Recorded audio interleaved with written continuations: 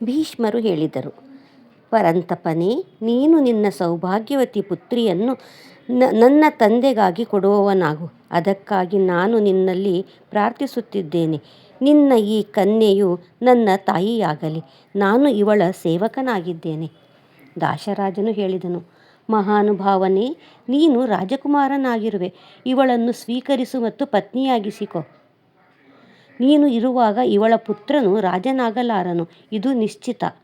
ಭೀಷ್ಮರು ಹೇಳಿದರು, ದಾಶರಾಜನಾದ ನಿನ್ನ ಮಗಳು ನನಗೆ ತಾಯಿಯಾಗಿರುವಳು. ನಾನು ರಾಜ್ಯವಾಳಲು ಬಯಸುವುದಿಲ್ಲ. ಇದನ್ನು ನಾನು ನಿಶ್ಚಯವಾಗಿ ಹೇಳುತ್ತೇನೆ. ಖಂಡಿತವಾಗಿ ಇವಳ ಪುತ್ರನೇ ರಾಜ್ಯದ ಅಧಿಕಾರಿಯಾಗುವನು. ದಾಶರಾಜನು ಹೇಳಿದನು, ನೀನು ಸತ್ಯಭಾಷೆಯಾಗಿರುವುದನ್ನು ಬಲ್ಲೆನು. ನಿನ್ನ ಪುತ್ರನು ಬಲಿಷ್ಠನಾಗಿ ರಾಜ್ಯವನ್ನು ಕಸಿದುಕೊಳ್ಳುವನು, ಇದರಲ್ಲಿ ಸಂದೇಹವೇ ಕಾಣುವುದಿಲ್ಲ. ಭೀಷ್ಮರು ಹೇಳಿದರು, ಅಯ್ಯ, ನಾನು ವಿವಾಹ ಮಾಡಿಕೊಳ್ಳುವುದಿಲ್ಲ ಎಂಬ ಪ್ರತಿಜ್ಞೆಯನ್ನು ಮಾಡುತ್ತೇನೆ. ಈ ಮಾತು ಸರ್ವಥಾ ಸತ್ಯವಾಗುವುದು. ನನ್ನ ಪ್ರತಿಜ್ಞೆಯು ಯಾವ ರೀತಿಯಿಂದಲೂ ಉಲ್ಲಂಘನೆಯಾಗದು. ಸೂತ ಪುರಾಣಿಕರು ಹೇಳುತ್ತಾರೆ, ಭೀಷ್ಮರ ಇಂತಹ ಅಚಲ ಪ್ರತಿಜ್ಞೆಯನ್ನು ಕೇಳಿ ದಾಶರಾಜನು ತನ್ನ ಸರ್ವಾಂಗ ಸುಂದರ ಕನ್ಯೆ ಸತ್ಯವತಿಯನ್ನು ಮಹಾರಾಜ ಶಂತನುವಿಗಾಗಿ ಅರ್ಪಿಸಿದನು. ಈ ಪ್ರಕಾರ ರಾಜ ಶಂತನು ಸತ್ಯವತಿಯನ್ನು ತನ್ನ ಪತ್ನಿಯಾಗಿಸಿಕೊಂಡನು. ಈ ಕನ್ಯೆಯಿಂದ ಮೊದಲು ವ್ಯಾಸರ ಜನ್ಮವಾಗಿತ್ತೆಂಬುದು ಅವನಿಗೆ ತಿಳಿದಿರಲಿಲ್ಲ. ಸೂತ ಪುರಾಣಿಕರು ಹೇಳುತ್ತಾರೆ, ಹೀಗೆ ಮಹಾರಾಜ ಶಂತನು ಸತ್ಯವತಿಯೊಂದಿಗೆ ವಿವಾಹವಾದನು. ಸತ್ಯವತಿಗೆ 2 ಪುತ್ರರಾದರು ಮತ್ತು ಪ್ರತ್ಯೇಕ ಕಾರಣಗಳಿಂದ ಸತ್ತೂ ಹೋದರು. ಮತ್ತೆ ವ್ಯಾಸರ ಮೂಲಕ ವಿಚಿತ್ರವೀರ್ಯನ ಕ್ಷೇತ್ರದಲ್ಲಿ ನೇತ್ರಹೀನನಾದ ಧೃತರಾಷ್ಟ್ರನ ಜನ್ಮವಾಯಿತು. ಮುನಿಯನ್ನು ನೋಡಿ ಅವಳು ಕಣ್ಣುಗಳನ್ನು ಮುಚ್ಚಿಕೊಂಡಿದ್ದಳು. ತತ್ಫಲವಾಗಿ ಅವಳು ಕುರುಡನಾದ ಪುತ್ರನ ತಾಯಿಯಾದಳು. ಇನ್ನೊಬ್ಬ ಸ್ತ್ರೀಯು ವ್ಯಾಸರನ್ನು ನೋಡಿ ಸರ್ವಾಂಗಕ್ಕೆ ಬಿಳಿಯ ಚಂದನವನ್ನು ಲೇಪಿಸಿಕೊಂಡಿದ್ದಳು. ಅದರಿಂದ ಆಕೆಯ ಮಗ ಪಾಂಡುರೋಗಗ್ರಸ್ತನಾದನು. ದಾಸಿಯಿಂದ ವಿದುರನ ಜನ್ಮವಾಯಿತು.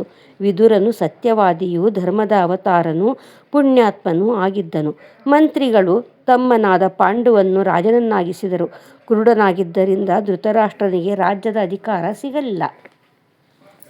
ಭೀಷ್ಮರ ಸಮ್ಮತಿಯನ್ನು ಪಡೆದು ಮಹಾಪರಾಕ್ರಮಿ ಪಾಂಡುವು ರಾಜ್ಯವನ್ನಾಳತೊಡಗಿದನು. ಬುದ್ಧಿವಂತನಾದ ವಿದುರನು ಮಂತ್ರಿಯಾದನು. ಧೃತರಾಷ್ಟ್ರನಿಗೆ 2 ಪತ್ನಿಯರಿದ್ದರು. ಒಬ್ಬಳ ಹೆಸರು ಗಾಂಧಾರಿ, ಅವಳು ಸಬಲರಾಜನ ಪುತ್ರಿಯಾಗಿದ್ದಳು. ಇನ್ನೊಬ್ಬಳ ಹೆಸರು ವೇಶ್ಯ ಎಂದಿತ್ತು. ಇವಳ ಮನೆಯ ಕಾರ್ಯವನ್ನು ನಿಭಾಯಿಸುತ್ತಿದ್ದಳು. ವೇದವಾದಿ ವಿದ್ವಾಂಸರು ಪಾಂಡುವಿಗೂ 2 ಪತ್ನಿಯರೆಂದು ತಿಳಿಸುತ್ತಾರೆ. ಒಬ್ಬಳು ಶೂರಸೇನ ಸುತೆ ಕುಂತಿ ಮತ್ತು ಇನ್ನೊಬ್ಬಳು ಮಾದ್ರಿ. ಇವಳು ಮದ್ರರಾಜನ ಮಗಳಾಗಿದ್ದಳು. ಗಾಂಧಾರಿಯು ಅತ್ಯಂತ ಸುಂದರ 100 ಪುತ್ರರನ್ನು ಹಡೆದಳು. ವೇಶ್ಯೆಯಿಂದಲೂ ಒಬ್ಬ ಪುತ್ರನು ಹುಟ್ಟಿದನು. ಅವನು ಪರಮ ಮನೋಹರ ಮತ್ತು ಯುದ್ಧದ ಮಹಾ ಅಭಿಲಾಷಿಯಾಗಿದ್ದನು. ಕುಂತಿಯು ತಂದೆಯ ಮನೆಯಲ್ಲಿ ಕನ್ಯಾವಸ್ಥೆಯಲ್ಲಿದ್ದಾಗಲೇ ಕರ್ಣನಿಗೆ ಜನ್ಮ ನೀಡಿದ್ದಳು. ಸೂರ್ಯನ ಕೃಪಾಪ್ರಸಾದದಿಂದ ಆ ಮನೋಹರ ಪುತ್ರನ ಉತ್ಪತ್ತಿಯಾಗಿತ್ತು. ಅವನ ಹೆಸರು ಕರ್ಣನೆಂದಾಯಿತು. ಇದಾದ ಬಳಿಕ ಕುಂತಿಯು ಪಾಂಡುವಿನ ಧರ್ಮಪತ್ನಿಯಾದಳು. ಋಷಿಗಳು ಕೇಳಿದರು, ಮುನಿವರ್ಯ, ಸೂತರೆ, ಕುಂತಿಯಿಂದ ಮೊದಲಿಗೆ ಪುತ್ರ ಉತ್ಪನ್ನವಾಗಿ ಬಳಿಕ ಆಕೆಯ ವಿವಾಹ ಪಾಂಡುವಿನೊಂದಿಗೆ ಆಯಿತೆಂಬ ಈ ವಿಚಿತ್ರ ಮಾತನ್ನು ತಾವು ಹೇಳಿದ್ದೀರಿ. ಸೂರ್ಯನ ಸಂಯೋಗ ಹೇಗಾಯಿತು? ಅದರಿಂದ ಕುಂತಿಯು ಕರ್ಣನ ತಾಯಿಯಾಗಬೇಕಾಯಿತು. ಮತ್ತೆ ಕುಂತಿಯು ಕನ್ಯೆಯಾಗಿ ಹೇಗೆ ಉಳಿದಳು? ಅವಳೊಂದಿಗೆ ಪಾಂಡುವು ಹೇಗೆ ವಿವಾಹವಾದನು? ಇದೆಲ್ಲವನ್ನೂ ತಿಳಿಸುವ ಕೃಪೆ ಮಾಡಿರಿ. ಸೂತ ಪುರಾಣಿಕರು ಹೇಳುತ್ತಾರೆ, ದ್ವಿಜರಿರ ಶೂರಸೇನ ಸುತೆ ಕುಂತಿಯು ಬಹಳ ಸಣ್ಣವಳಿದ್ದಾಗ ರಾಜ ಕುಂತಿಭೋಜನು ಆ ಕಲ್ಯಾಣಿ ಕನ್ಯೆಯನ್ನು ಕೇಳಿ ಪಡೆದಿದ್ದನು. ಆಕೆಯನ್ನು ಪುತ್ರಿಯೆಂದೇ ತಿಳಿದು ಅವನು ಪಾಲನೆ ಪೋಷಣೆ ಮಾಡಿದನು. ಕುಂತಿಯು ಬಹಳ ಸುಂದರಿಯಾಗಿದ್ದಳು. ಅಗ್ನಿಹೋತ್ರದ ಸಮಯದಲ್ಲಿ ಕುಂತಿ ರಾಜಭೋಜನ ಅಪ್ಪಣೆಯಂತೆ ಆ ಕನ್ಯೆಯು ಸೇವಾ ಕಾರ್ಯವನ್ನು ನಿರ್ವಹಿಸುತ್ತಿದ್ದಳು. ಚಾತುರ್ಮಾಸ್ಯದ ದಿನವಾಗಿತ್ತು. ಪ್ರಾತಃ ಕಾಲದ ಪುಣ್ಯ ಸಮಯ. ಮುನಿವರ್ಯ ದುರ್ವಾಸರು ಅಲ್ಲಿಗೆ ಆಗಮಿಸಿದರು. ಕುಂತಿಯು ಮುನಿಯನ್ನು ಚೆನ್ನಾಗಿ ಸ್ವಾಗತಿಸಿ ಸೇವೆ ಮಾಡಿದಳು.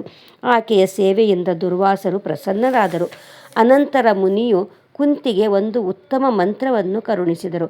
ಅದನ್ನು ಪ್ರಯೋಗಿಸಿ ಆವಾಹನೆ ಮಾಡುವುದರಿಂದ ದೇವತೆಯು ಸ್ವತಃ ಬಂದು ಮನೋರಥ ಪೂರ್ಣಗೊಳಿಸುವಂತಿತ್ತು. ದುರ್ವಾಸರು ಹೊರಟು ಹೋದ ಮೇಲೆ ಕುಂತಿಯು ತನ್ನ ಅಂತಃಪುರದಲ್ಲಿ ಕುಳಿತು ಆ ಮಂತ್ರದ ಪ್ರಭಾವವನ್ನು ಪರೀಕ್ಷಿಸಲು ಉಪಾಯ ಯೋಚಿಸತೊಡಗಿದಳು.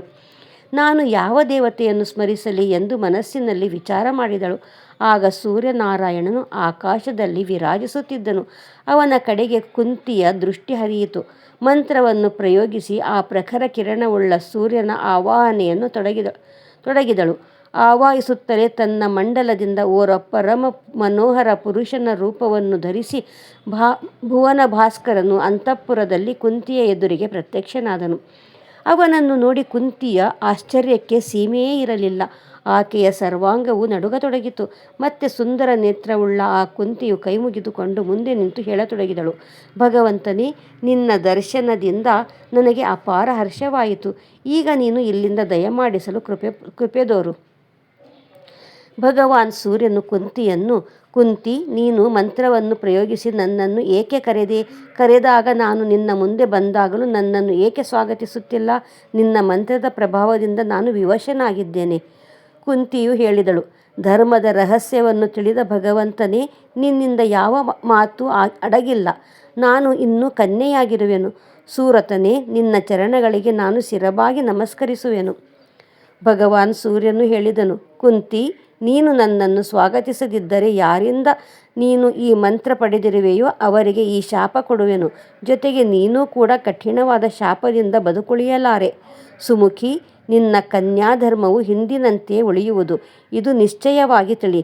ಸಾಧಾರಣ ಮನುಷ್ಯರು ಈ ರಹಸ್ಯವನ್ನು ತಿಳಿಯಲಾರರು ಮತ್ತು ನನ್ನಂತೆಯೇ ತೇಜಸ್ವಿ ಬಾಲಕನು ನಿನ್ನಿಂದ ಹುಟ್ಟುವನು. ಅನಂತರ ಕುಂತಿಗೆ ಬೇಕಾದ ವರವನ್ನು ಕೊಟ್ಟು ಭುವನ ಭಾಸ್ಕರನು ತನ್ನ ಲೋಕಕ್ಕೆ ತೆರಳಿದನು. ಕುಂತಿ ಗರ್ಭವತಿಯಾದಳು. ಅವಳು ಸದಾ ತನ್ನ ಗುಪ್ತ ಗೃಹದಲ್ಲೇ ಇರತೊಡಗಿದಳು. ಈ ರಹಸ್ಯವು ಓರ್ವ ದಾಸಿಗೆ ತಿಳಿದು ಹೋಯಿತು. ತಾಯಿಯಾಗಲಿ ಅಥವಾ ಇತರ ಜನರಾಗಲಿ ಇದನ್ನು ತಿಳಿಯದೇ ಹೋದರು. ಭುವನದಲ್ಲಿ ಮರೆಯಾಗಿಯೇ ಪುತ್ರನ ಜನ್ಮವಾಯಿತು. ಆ ಬಾಲಕನು ಅನುಪಮ ಸುಂದರನಾಗಿದ್ದನು. ಮನೋಹರವಾದ 2 ಕುಂಡಲಗಳು ಮತ್ತು ದಿವ್ಯ ಕವಚವು ಅವನಿಗೆ ಹುಟ್ಟಿನಿಂದಲೇ ಶೋಭಿಸುತ್ತಿದ್ದವು. ಆ ಬಾಲಕನು ಇನ್ನೊಂದು ಸೂರ್ಯನೋ ಸ್ವಾಮಿ ಕಾರ್ತಿಕೇಯನೋ ಎಂಬಂತೆ ಕಂಡುಬರುತ್ತಿದ್ದನು. ದಾಸಿಯು ಆ ಮಗುವನ್ನು ಎತ್ತಿಕೊಂಡಳು ಮತ್ತು ಲಜ್ಜಿತಳಾದ ಕುಂತಿಯ ಬಳಿ ಹೇಳಿದಳು, ಸುಂದರಿಯೇ, ನಾನು ನಿನ್ನ ಸೇವೆಯಲ್ಲೇ ಉಪಸ್ಥಿತಳಾಗಿರುವೆನು. ಹಾಗಿರುವಾಗ ನೀನು ಯಾವ ಚಿಂತೆಯಲ್ಲಿ ಮುಳುಗಿರುವೆ? ಈಗ ಆ ಬಾಲಕನನ್ನು ತ್ಯಜಿಸಲು ಒಂದು ಪೆಟ್ಟಿಗೆಯಲ್ಲಿ ಇಡುತ್ತಾ ಕುಂತಿಯು ಆ ಪುತ್ರನಲ್ಲಿ ಹೇಳತೊಡಗಿದಳು, ಮಗು, ನನಗೆ ಅಪಾರ ದುಃಖವಾಗುತ್ತಿದೆ. ಆದರೆ ನಿಸ್ಸಹಾಯಕಳಾದ ನಾನು ಏನು ಮಾಡಲಿ? ನೀನು ನನಗೆ ಪ್ರಾಣಕ್ಕಿಂತಲೂ ಪ್ರಿಯನಾಗಿರುವೆ. ಹೀಗಿದ್ದರೂ ನನಗೆ ನಿನ್ನ ತ್ಯಾಗವು ಪರಮಾವಶ್ಯಕವಾಗಿದೆ. ನಿನ್ನಲ್ಲಿ ಎಲ್ಲ ಶುಭ ಲಕ್ಷಣಗಳೂ ಇವೆ. ನನ್ನ ಭಾಗ್ಯವು ಗಟ್ಟಿಯಾದುದು. ಅದಕ್ಕಾಗಿ ನಾನೇ ನಿನ್ನನ್ನು ದೂರ ಮಾಡುತ್ತಿದ್ದೇನೆ. ಮಾತೆ ಕಾತ್ಯಾಯಿನಿಯು ಸಗುಣ ಮತ್ತು ನಿರ್ಗುಣ ಸ್ವರೂಪಿಣಿಯು. ಅವಳು ಎಲ್ಲರ ಅಧಿಷ್ಠಾತ್ರಿ ಹಾಗೂ ಅಖಿಲ ವಿಶ್ವದ ಜನನಿಯಾಗಿದ್ದಾಳೆ. ಆ ಭಗವತಿಯು ನಿನ್ನನ್ನು ರಕ್ಷಿಸಲಿ ಮತ್ತು ನಿನಗೆ ತನ್ನ ಅಮೃತ್ಯುಮಯ ಹಾಲನ್ನುಣಿಸಲಿ. ನೀನು ನನಗೆ ಪ್ರಾಣಪ್ರಿಯನಾಗಿರುವೆ. ನಿನ್ನ ಮುಖವು ಕಮಲದಂತೆ ಕಮಲನೀಯವಾಗಿದೆ. ಮತ್ತೆ ಯಾವಾಗ ನಿನ್ನ ಮುಖ ನೋಡುವ ಅವಕಾಶ ನನಗೆ ದೊರೆಯುವುದೋ? ನೀನು ಸೂರ್ಯನ ಸುತನಾಗಿರುವೆ. ಮಗನೇ, ನಾನು ಹಿಂದಿನ ಜನ್ಮದಲ್ಲಿ ನಿಶ್ಚಯವಾಗಿಯೂ ತ್ರಿಲೋಕಜನನಿ ಭಗವತಿ ಕಾತ್ಯಾಯಿನಿಯನ್ನು ಆರಾಧಿಸಲಿಲ್ಲ. ಆ ಕಲ್ಯಾಣಮಯಿ ದೇವಿಯ ಚರಣಕಮಲಗಳನ್ನು ನಿರಂತರವಾಗಿ ಚಿಂತಿಸಲಿಲ್ಲ. ಇದರಿಂದಲೇ ಉತ್ತಮ ಭಾಗ್ಯದಿಂದ ವಂಚಿತಳಾದೆ. ನಿನ್ನನ್ನು ತ್ಯಾಗ ಮಾಡಿದ ಬಳಿಕ ನಾನು ಕಾಡಿಗೆ ಹೋಗಿ ತಪಸ್ಸು ಮಾಡುವೆನು. ಸೂತ ಪುರಾಣಿಕರು ಹೇಳುತ್ತಾರೆ. ಈ ಪ್ರಕಾರ ಹೇಳಿ ಕುಂತಿಯು ಆ ಶಿಶುವನ್ನು ಪೆಟ್ಟಿಗೆಯಲ್ಲಿಟ್ಟು ದಾಸಿಯ ಕೈಗೆ ಕೊಟ್ಟಳು. ಯಾರಿಗೂ ತಿಳಿಯದೇ ಇರಲಿ ಎಂದು ಅವಳು ಹೆದರುತ್ತಿದ್ದಳು. ಬಳಿಕ ಸ್ನಾನ ಮಾಡಿ ಭಯದಿಂದ ಇರುತ್ತಾ ತಂದೆಯ ಮನೆಯಲ್ಲಿ ಕಾಲ ಕಳೆಯುತ್ತಿದ್ದಳು. ಅತ್ತ ದಾಸಿಯು ಪೆಟ್ಟಿಗೆಯನ್ನು ಕೊಂಡು ಹೋಗುತ್ತಿದ್ದಳು. ದಾರಿಯಲ್ಲಿ ಅತಿರಥನೆಂಬ ಸೂತನು ಸಿಕ್ಕಿದನು. ಅತಿರಥನ ಪತ್ನಿ ರಾಧೆಯು ಜೊತೆಗೆ ಇದ್ದಳು. ಅವರು ಆ ಮಗುವನ್ನು ಬೇಡಿ ಪಡೆದರು. ಮತ್ತೆ ಅತಿರಥನ ಮನೆಯಲ್ಲೇ ಆ ಬಾಲಕನ ಪೋಷಣೆಯಾಗತೊಡಗಿತು. ಅದೇ ವೀರ ಬಾಲಕನು ಮುಂದೆ ಮಹಾಬಲಿ ಕರ್ಣನೆಂಬ ಹೆಸರಿನಿಂದ ವಿಖ್ಯಾತನಾದನು. ಅನಂತರ ಅದೇ ಕನ್ಯೆ ಕುಂತಿಯು ಸ್ವಯಂವರದಲ್ಲಿ ಪಾಂಡುವಿನ ಧರ್ಮಪತ್ನಿಯಾದಳು. ಪಾಂಡುವಿನ ಇನ್ನೊಬ್ಬ ಪತ್ನಿ ಮಾದ್ರಿಯ ತಂದೆ ಮದ್ರರಾಜನಾಗಿದ್ದನು. ಒಮ್ಮೆ ಮಹಾಪರಾಕ್ರಮಿ ಪಾಂಡುರಾಜನು ಕಾಡಿನಲ್ಲಿ ಬೇಟೆಯಾಡುತ್ತಿದ್ದನು. ಆಗ ಅವನ ಕೈಯಿಂದ ಓರ್ವ ಮುನಿಯ ಹತ್ಯೆಯಾಗಿ ಹೋಯಿತು. ಆಗ ಆ ಮುನಿಯು ಮೃಗರೂಪದಿಂದ ನನ್ನ ಪತ್ನಿಯೊಂದಿಗೆ ರಮಿಸುತ್ತಿದ್ದನು. ರಾಜನು ಮೃಗರೂಪದಿಂದ ತನ್ನ ಪತ್ನಿಯೊಂದಿಗೆ ರಮಿಸುತ್ತಿದ್ದನು. ರಾಜನು ಅದನ್ನು ಮೃಗವೆಂದು ತಿಳಿದಿದ್ದನು. ಮೃಗರೂಪಧಾರಿ ಮುನಿಯು ಕುಪಿತನಾಗಿ ಪಾಂಡುವಿಗೆ, ನೀನು ಎಂದಾದರೂ ಪತ್ನಿಯ ಜೊತೆಗೆ ಸಂಭೋಗ ಮಾಡಿದಾಗ ಪ್ರಾಣಗಳನ್ನು ಕಳೆದುಕೊಳ್ಳುವೆ. ನನ್ನ ಮಾತು ಸತ್ಯವಾಗುವುದು ಎಂದು ಶಾಪ ಕೊಟ್ಟರು. ಮುನಿಯು ಹೀಗೆ ಶಪಿಸಿದಾಗ ಪಾಂಡುವಿಗೆ ಬಹಳ ಶೋಕವಾಯಿತು. ಅವನು ಅತ್ಯಂತ ದುಃಖಿತನಾಗಿ ರಾಜ್ಯವನ್ನು ತ್ಯಜಿಸಿ ವನದಲ್ಲಿ ಇರತೊಡಗಿದನು. ಮುನಿಗಳಿರ ಪಾಂಡುವಿನ ಪತ್ನಿಯಾದ ಕುಂತಿ ಮತ್ತು ಮಾದ್ರಿ ಇವರಿಗೆ ಸತಿಧರ್ಮದ ಪೂರ್ಣಜ್ಞಾನವಿತ್ತು. ರಾಜನ ಸೇವೆಗಾಗಿ ಅವರು ಜೊತೆಗೆ ಹೋದರು. ಗಂಗಾ ತೀರದ ಮುನಿವರ್ಯರ ಆಶ್ರಮದ ಸನಿಹದಲ್ಲೇ ಪಾಂಡುವು ತನ್ನ ವಾಸಸ್ಥಾನವಾಗಿಸಿಕೊಂಡನು. ಯಾವಾಗಲೂ ಅನೇಕ ಧರ್ಮಶಾಸ್ತ್ರಗಳ ಶ್ರವಣವಾಗುತ್ತಿತ್ತು. ಅಲ್ಲಿ ಅವನು ಕಠಿಣ ತಪಸ್ಸನ್ನು ಪ್ರಾರಂಭಿಸಿದನು. ಒಮ್ಮೆ ಋಷಿಗಳ ಸತ್ಸಂಗ ನಡೆಯುತ್ತಿತ್ತು. ಒಮ್ಮೆ ಒಂದು ಧಾರ್ಮಿಕ ವಾಣಿಯು ಪಾಂಡುವಿನ ಕಿವಿಗೆ ಬಿತ್ತು. ಆದರದಿಂದ ಮುನಿಗಳ ಬಳಿ ಕೇಳಿದಾಗ ಅವರು ಹೇಳಿದರು, ಪರಂತಪ, ಸಂತಾನಹೀನನಿಗೆ ಗತಿಯಾಗುವುದಿಲ್ಲ. ಸ್ವರ್ಗಕ್ಕೆ ಹೋಗಲು ಅವನು ಅಧಿಕಾರಿಯಾಗುವುದಿಲ್ಲ. ಆದ್ದರಿಂದ ಯಾವುದೇ ಉಪಾಯದಿಂದಲಾದರೂ ಪುತ್ರನನ್ನು ಪಡೆಯುವುದು ಪರಮಾವಶ್ಯಕವಾಗಿದೆ. ಅಂಶಜ, ಪುತ್ರಿಕಾಪುತ್ರ, ಕ್ಷೇತ್ರಜ, ಗೋಲಕ, ಕುಂಡ, ಸಹೋಡ, ಕಾನಿನ, ಕ್ರೀತ, ಕಾಡಿನಲ್ಲಿ ದೊರೆತ ಯಾರಾದರೂ ನಿರ್ಧನದಿಂದ ದುಡ್ಡು ಕೊಟ್ಟು ಪಡೆದ ಈ 11 ಪ್ರಕಾರದ ಪುತ್ರರೆಂದು ಹೇಳಲಾಗಿದೆ. ಇದರಲ್ಲಿ ಉತ್ತರೋತ್ತರ ಒಬ್ಬರಿಗಿಂತ ಒಬ್ಬರು ನಿಕೃಷ್ಟನು. ಇದರಲ್ಲಿ ಯಾವುದೇ ಸಂದೇಹವಿಲ್ಲ. ಇದನ್ನು ಕೇಳಿ ಪಾಂಡುವು ಕಮಲನಯನೆ ಪ್ರಿಯೆ ಕುಂತಿಯಲ್ಲಿ ಈ ಮಾತನ್ನು ಹೇಳಿದನು.